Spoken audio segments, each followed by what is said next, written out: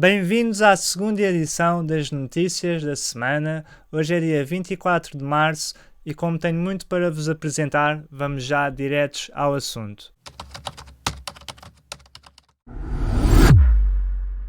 Na Rússia, Putin recebeu esta semana o presidente chinês Xi Jinping e os dois presidentes reforçaram a parceria entre os dois países ao assinarem 2 novos acordos de cooperação. Putin disse, e passo a citar: "As duas declarações conjuntas que acabamos de assinar estabelecem uma estrutura e refletem plenamente a natureza especial das relações russo-chinesas, que estão no nível mais alto de toda a nossa história, oferecendo um modelo de parceria genuína e abrangente e de cooperação estratégica. A Rússia e a China compartilham laços sólidos de relações de vizinhança, apoio e assistência mútuos e de amizade entre os nossos povos. Mantemos um diálogo proativo em todos os níveis." Foi aqui uma citação de Putin, que estas citações retiradas de palavras dos dois presidentes à imprensa. Outra citação de Putin foi que, ao discutir problemas atuais, internacionais e regionais, o presidente Xi e eu afirmamos que as opiniões da Rússia e da China são idênticas ou muito próximas. Portanto, claramente vemos aqui uma união muito forte entre a Rússia e a China, pelo menos entre daquilo que podemos perceber pelas palavras de Putin, que também afirma que, volto a citar, acreditamos que muitas das disposições do plano de paz apresentado pela China estão em consonância com as abordagens russas e podem ser tomadas como base para um acordo pacífico quando o Ocidente e Kiev estiverem prontos para isso. No entanto, até agora não vimos tal prontidão da sua parte. Aqui Putin fala como o plano de paz apresentado pela China ser tomado como base para um acordo pacífico. Portanto, este plano já foi recusado pela Ucrânia e pelos Estados Unidos e pelo Ocidente, mas pode ser um bom ponto de partida para reuniões de paz que continuam por ocorrer e nem sequer estão agendadas. Xi Jinping agradeceu a recepção de Putin, eles estiveram lá no palácio e com certeza foram muito bem tratados pelos empregados russos.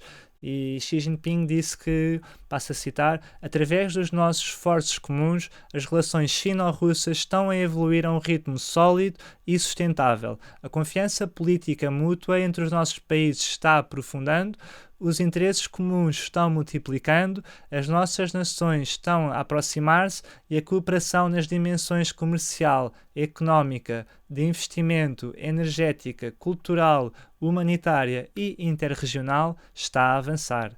Portanto, aqui Xi Jinping também demonstra como a cooperação está a atingir várias áreas diferentes e, bom, aqui com certeza os dois países estão a evoluir com isso.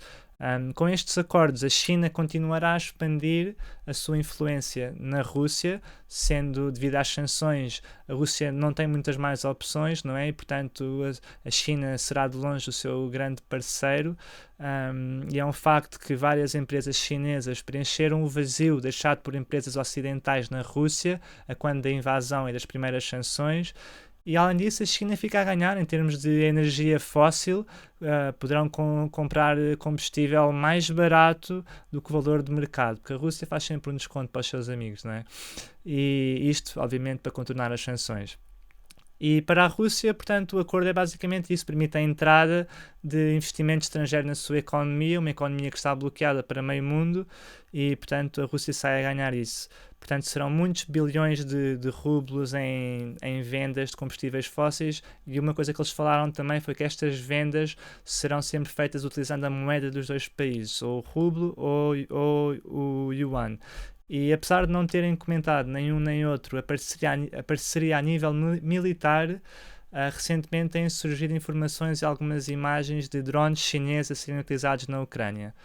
Ao despedir-se, Xi Jinping, as suas últimas palavras para Putin foram estas, passo a citar. Isto não estou a brincar. Foram estas as palavras dele. "Aproximam-se mudanças que nunca ocorreram nos últimos 100 anos e nós estamos a encaminhar estas mudanças juntos." Portanto, Xi Jinping e Putin querem encaminhar a mudança que não ocorreu nos últimos 100 anos juntos. Vamos ver o que é que nós fazemos em relação a isso.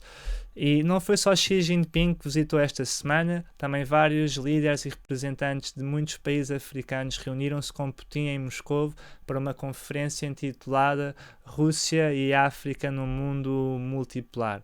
Nesta conferência, Putin anunciou, e passo a citar, está convencido que a África será um dos líderes da emergente nova ordem mundial multipolar. Esta palavra é muitas vezes utilizada por Putin, por Xi Jinping, multipolar. Eles querem criar um mundo multipolar em que não seja só o Ocidente a mandar em tudo, e querem criar um mundo, em que eles com certeza querem mandar em muita coisa, não é? E Putin anunciou também o perdoar de 20 bilhões de dólares a dívidas a alguns destes países e deu garantias de fornecimento de cereais e fertilizantes. Não foram ainda mais um visitante importante na Rússia esta semana, Bashar al-Assad, que ainda é líder da Síria, apesar de 12 anos de guerra civil e muita instabilidade. E Putin prometeu continuar a apoiar Assad contra os seus opositores, e Assad tem muitos. A Síria é um país destruído depois da guerra civil e agora ainda com o terremoto, e Assad não controla todo o território. Israel controla algumas terras a sul e os Estados Unidos controlam algumas terras a norte. Apenas mais uma peça no grande tabuleiro de xadrez global. A Síria anunciou também esta semana que irá restabelecer relações diplomáticas com a Arábia Saudita. Falámos a semana passada dos novos acordos entre o Irão e a Arábia Saudita.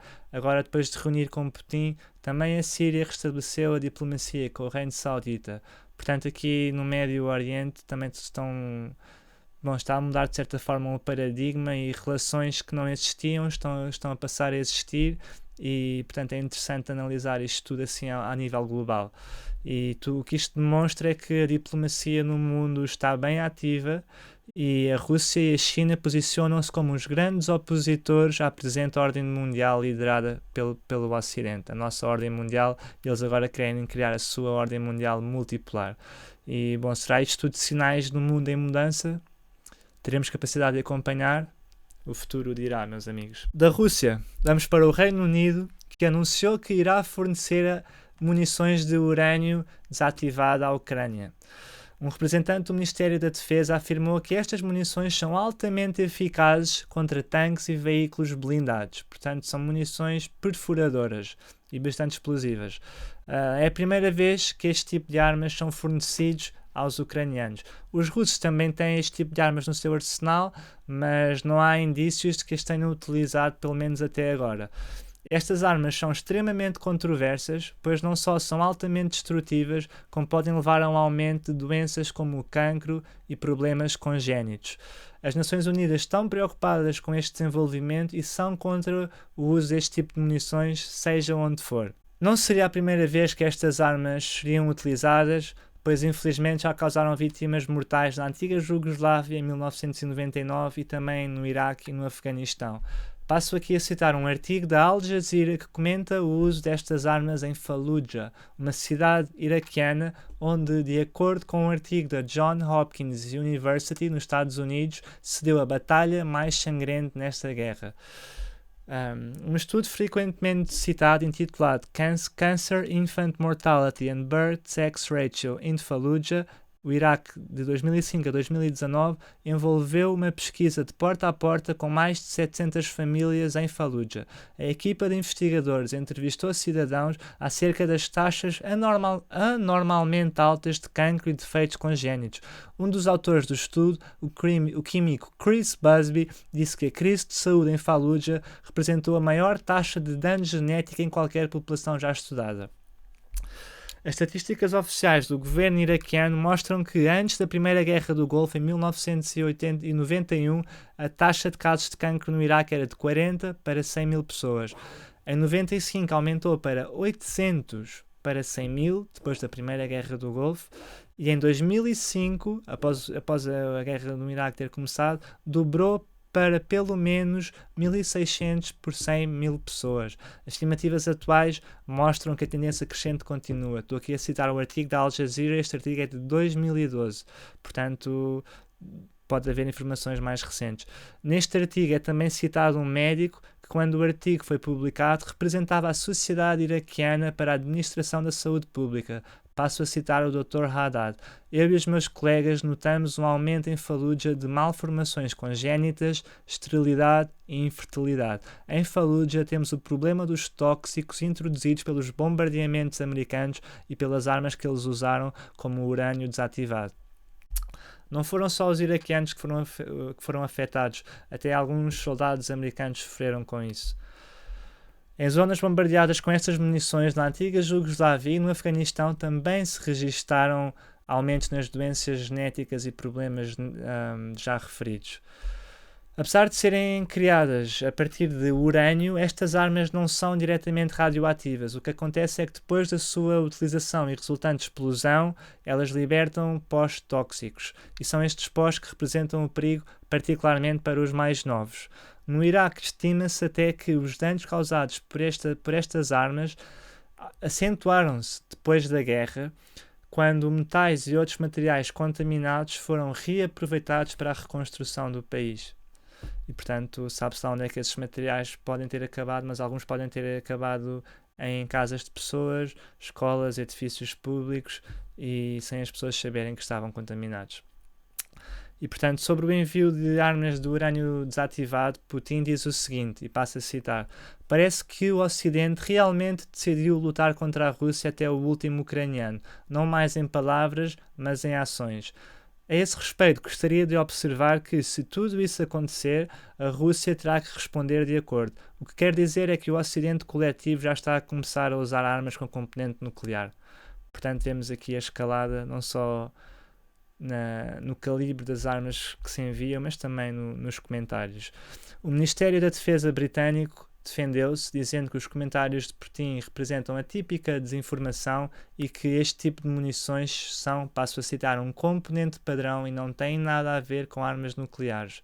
E o Ministério da Defesa acrescentou que o Exército utiliza estes componentes em projéteis perfuradores há décadas. Provavelmente refere-se à utilização no Iraque e no Afeganistão.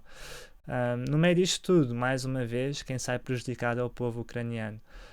Portanto, se estas munições forem utilizadas em solo ucraniano, independentemente de serem os russos ou de serem os ucranianos, fica aqui o microfone, independentemente de serem os russos ou os ucranianos a controlarem essas terras, ninguém quer terras contaminadas e ninguém quer um aumento de cancro e de problemas congénicos, pois não? Portanto, oxalá possamos terminar esta guerra assim que possível.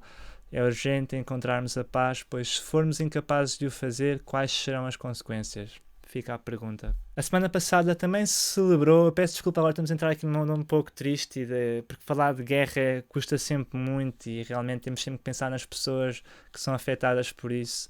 Mas, portanto, vamos aqui relembrar o triste 20º aniversário da invasão ao Iraque. Esta foi uma guerra começada sob falsos pretextos e liderada principalmente por George Bush e Tony Blair. Tanto um como o outro e vários dos seus representantes apresentaram como argumento que Saddam Hussein preparava-se para utilizar armas de destruição massiva. I take the threat very seriously.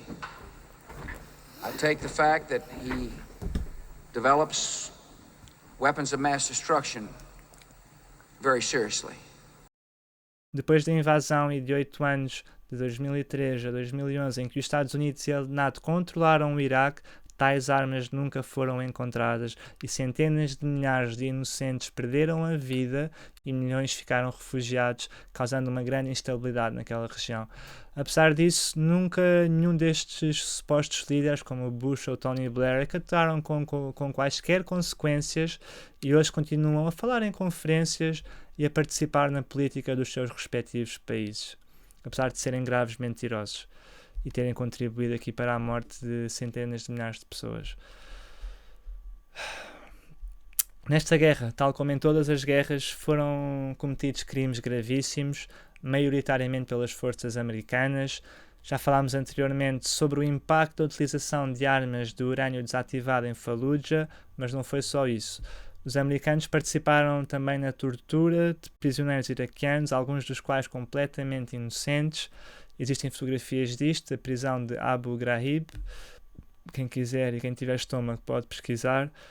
Houve um claro desrespeito pela integridade das vidas civis, como demonstra este vídeo em que um helicóptero Apache americano dispara sobre jornalistas e 2 jornalistas e alguns outros cidadãos, incluindo crianças, e resultando numa dúzia de vítimas mortais. É uma tristeza. Este e outros crimes de guerra foram reportados pela Wikileaks de Julian Assange após membros das forças americanas terem vazado documentos e outras informações privilegiadas e classificadas à plataforma de dissidentes. Alguns destes membros que vazaram esta informação foram presos, já se encontram em liberdade. Outros estão exilados, por exemplo o caso de Snowden, que está na Rússia. E bom, Julian Assange já vos vou contar onde é que ele está.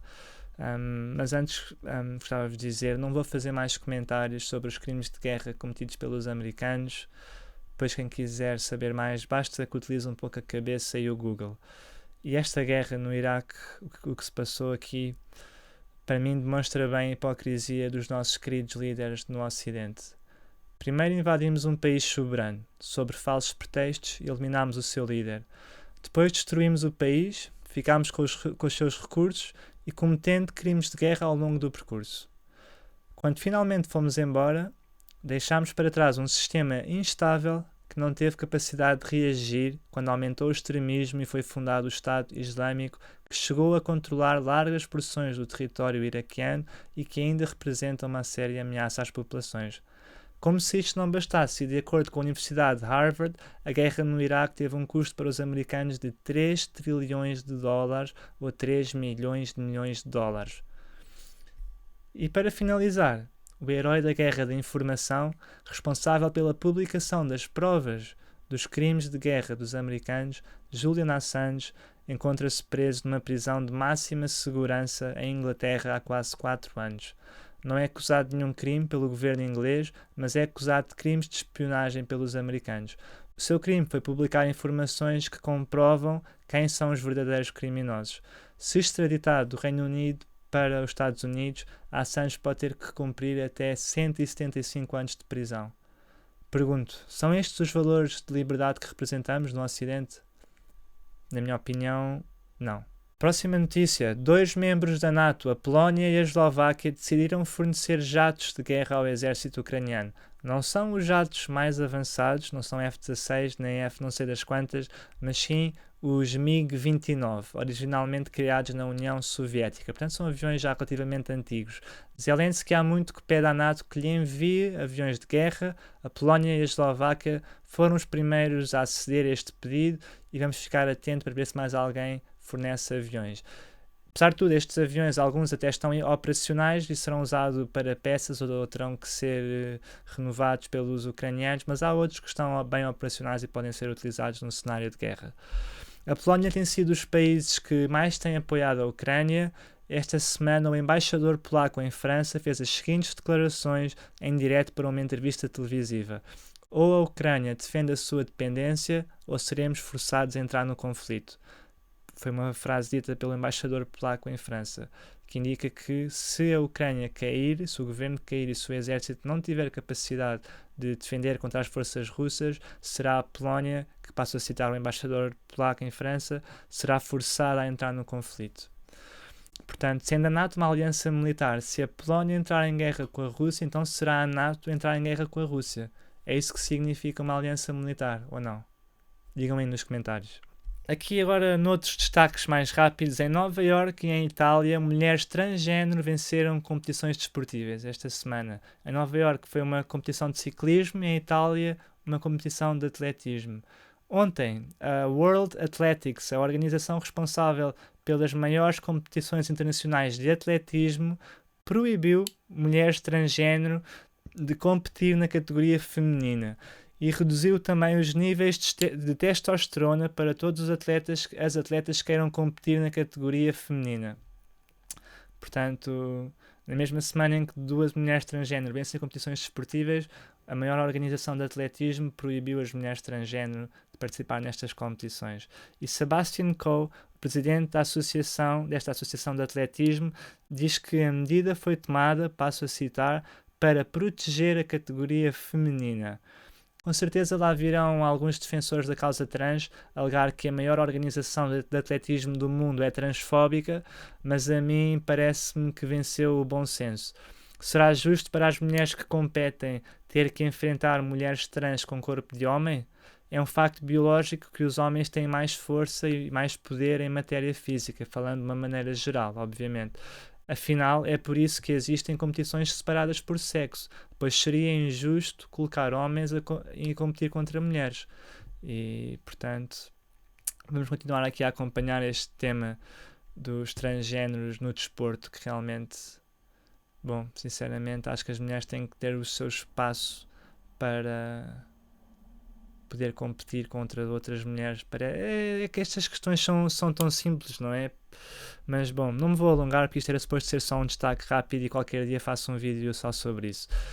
Aqui outro destaque no mundo financeiro: e depois do resgate do Banco Federal Suíço, o crédito suíço continuava em risco de entrar em falência e por isso foi adquirido por outro grande banco, UBS, por apenas 2 mil milhões de euros, de dólares neste caso, que parece muito pouco para um banco como o crédito suíço. Portanto, estará a crise nos bancos terminada ou será o crédito suíço o primeiro de mais bancos a precisar de resgates semelhantes aqui na Europa? O Banco Central Europeu aumentou esta semana novamente as taxas de juros e, portanto, o Banco Central Europeu também diz que está tudo bem, que o sistema financeiro está seguro, portanto, obviamente esperamos que sim, mas vamos continuar a acompanhar aqui as novidades. E no meio disto tudo, um fundo da Segurança Social portuguesa tinha investido no crédito suíço e com a aquisição por parte do UBS perdeu 2,6 milhões. Maus investimentos, maus resultados. E neste caso, quem fica a perder, infelizmente, são as pessoas que dependem da segurança social aqui em Portugal. E em França continuam grandes protestos a ocorrer um pouco por todo o país.